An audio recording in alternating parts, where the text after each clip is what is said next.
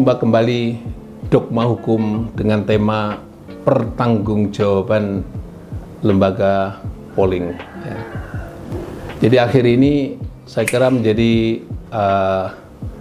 masyarakat atau di media sosial itu terberitakan yang begitu luas tentang hasil polling, ya, terutama terkait dengan pilkada, dan yang kedua adalah polling secara nasional itu terkait dengan masalah pilpres, ya, calon presiden, ya.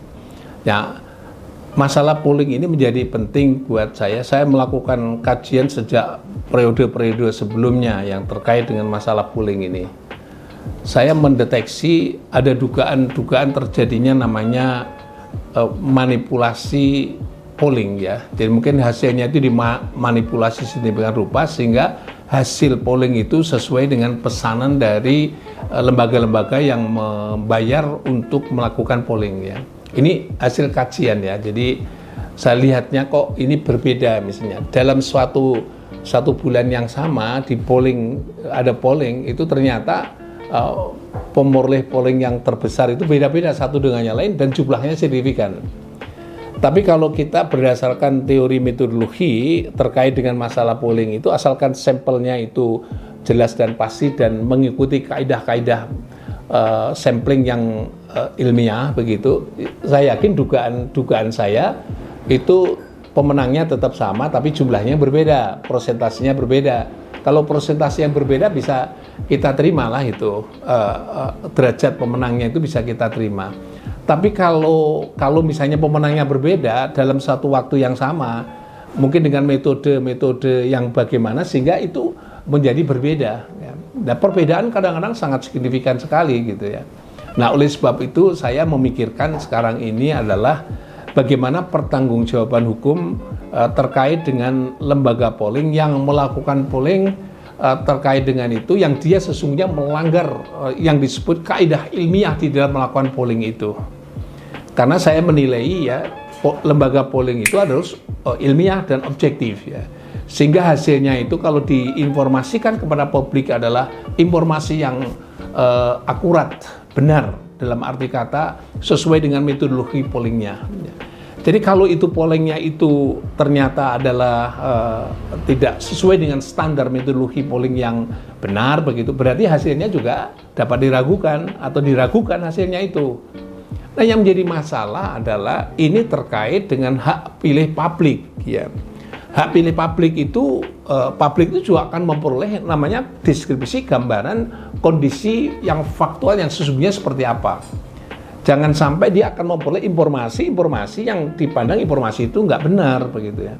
Maka saya mengusulkan agar terutama ini KPU dan Bawaslu, ya, supaya nanti rakyat itu memperoleh informasi yang begitu terang dan jelas mengenai hal yang berhubungan dengan hasil polling tadi.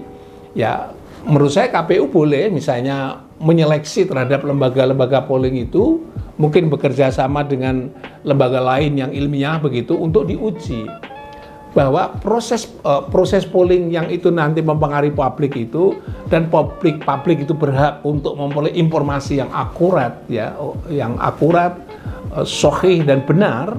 Ya, saya sarankan agar supaya nanti ada lembaga penguji terhadap lembaga-lembaga polling tersebut, ya. Penguji itu artinya hasil polling harus dijelaskan secara objektif dan ilmiah, transparan, dan yang kedua adalah prosesnya juga transparan, hasilnya juga transparan. Jadi kalau misalnya hasilnya ada ubahan-ubahan itu bisa diketahui, gitu, dan itu bisa dites, bisa diuji, gitu. Supaya lembaga-lembaga yang nanti uji tes itu tidak memenuhi, ya, kalau sudah diperingatkan pertama, kedua, ya sebaiknya dia untuk dieliminasi, tidak boleh melakukan polling pada pemilu sekarang ini, gitu. Supaya sekali lagi rakyat punya hak untuk memperoleh informasi yang akurat, ya. Nah, oleh sebab itu perlu adalah lembaga itu agar supaya nanti lembaga pengujian secara ilmiah dan itu bisa diseminarkan, bisa dianukan bahwa kalau dia telah memberitakan satu berita yang ternyata itu hasil proses metodologi diujinya tidak sahih, teknik samplingnya juga tidak sahih, dan hasilnya ternyata tidak sama sesuai dengan hasil faktual yang bisa diuji tadi, misalnya ditambah, dikurangi, dan sebagainya, ya sebaiknya itu harus dieliminasi dalam proses polling yang berlaku dalam pemilu sekarang ini.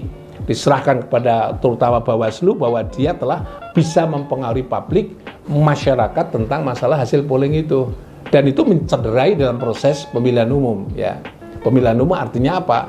Artinya deskripsi gambaran sebagai seorang calon itu ternyata luar biasa begitu, tapi faktanya ternyata itu adalah tidak luar biasa. Ya. Atau sebaliknya, yang seharusnya dia luar biasa difaktakan yang tidak luar biasa. Ya. Jadi oleh sebab itu perlu dibentuk namanya lembaga uji terhadap keabsahan metodologis atau objektivitas lembaga polling yang bersangkutan. Jadi kalau misalnya ditemukan itu terjadi misalnya proses metodologi yang tidak sahih dan hasil sampling tidak sahih, generalisasi yang tidak sahih dan sebagainya, yang saya ulangi lagi, yang bersangkutan itu dikenakan sanksi. Pertama ya peringatan dan seterusnya itu, dan yang terakhir bisa jadi, nah kalau saya dari perspektif hukum pidana akan melihatnya, apakah tindakan polling ini bisa dimasukkan secara sengaja melakukan pemberitaan yang bohong, menyampaikan berita yang bohong, ya.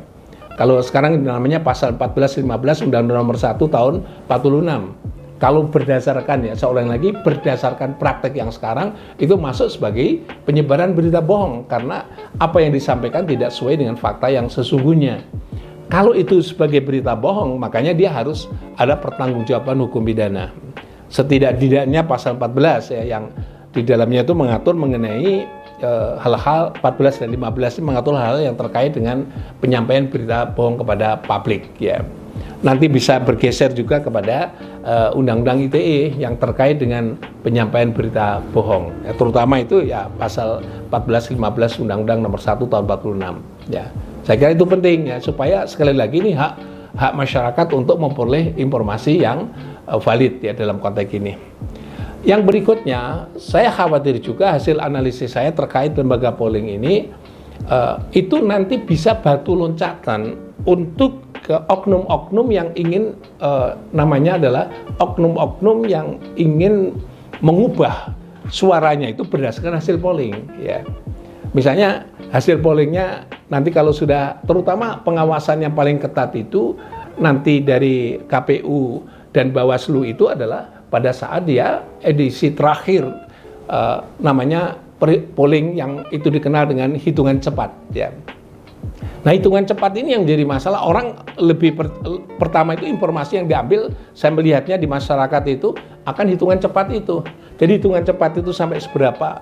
Kalau hitungan cepat itu memenangkan si A, si B, si A misalnya begitu. Dan ini akan berpotensi nanti akan terjadi namanya suara itu dibikin seperti hanya hasil polling itu. Dengan singkat kata bahwa hasil polling itu akan memberi inspirasi orang untuk berbuat curang. Curangnya apa? Curangnya karena sudah polling sudah duluan, maka suara itu akan disesuaikan dengan suara hasil polling itu. Nah, proses penyesuaian itu dilakukan dengan cara yang curang gitu ya. Nah, ini kalau itu bisa kolaborasi atau bisa melakukan kerjasama seperti berbuat curang seperti itu ya, mungkin yang berbuat curang, kalau itu oknumnya ada di KPU atau Bawaslu atau tempat-tempat yang lain, siapapun dengan bekerja sama dengan lembaga polling itu, maka kalau dia misalnya ternyata suaranya disamakan seperti itu, ya menurut pendapat saya dua-duanya adalah kriminal yang masuk sebagai kejahatan di dalam pemilihan umum. Bahkan lebih dahsyat lagi kalau signifikan, mungkin bisa dimasukkan sebagai kejahatan-kejahatan yang lain yang menurut pendapat saya itu penting ya, karena itu mempengaruhi suara itu. Saya ulangi lagi, ini pentingnya untuk lembaga polling agar ada pertanggungjawaban hukum ya. Pertama itu pertanggungjawab ilmiahnya harus dijaga, dan yang kedua adalah pertanggungjawaban ilmiah kalau dilanggar itu bisa bergeser menjadi pertanggungjawaban hukum. Kalau sudah pertanggungjawaban hukum, maka dia bisa pertanggungjawaban hukum pidana ya. Saya kira itu catatan saya untuk pemilu yang akan datang, ya sebaiknya mulai sekarang sudah mulai mereka yang menyelenggarakan polling-polling itu ada lembaga yang mengawasinya agar supaya dia punya kaidah ilmiah di dalam melakukan polling itu, sehingga hasilnya dapat dipertanggungjawabkan kepada masyarakat secara ilmiah dan itu dijamin valid dan itu adalah benar adanya. Seandainya terbukti tidak benar adanya, saya ulangi lagi, ya harus bertanggung jawab kepada penyelenggara polling tadi atau lembaga polling tadi. Jangan sampai merusak citra publik ya, karena apa? Yang lain-lain itu menyebarkan berita bohong udah masuk penjara semua. Tapi kalau polling itu ternyata tidak benar dan membuat angka semaunya sendiri, misalnya begitu ditemukan seperti itu, ya harus bertanggung jawab juga. Sama, karena itu juga merusak namanya kebohongan atau terjadi fakta yang ada di dalam masyarakat atau penyebaran berita bohong. Ya, saya kira itu ya catatan saya ini saya tujukan kepada KPU, saya tujukan kepada Bawaslu, saya tujukan kepada para partai politik, dan yang ketiga adalah kepada para kandidat calon presiden dan wakil presiden, supaya dia harus memperoleh gambaran secara objektif, ilmiah, bisa diuji, terutama terkait dengan hasil pemilihan umum, terkait juga dengan masalah yang disebut sebagai hitungan cepat. Demikian pendapat saya, mudah-mudahan bermanfaat. Sampai ketemu lagi pada edisi Dogma Hukum pada yang akan datang. Terima kasih.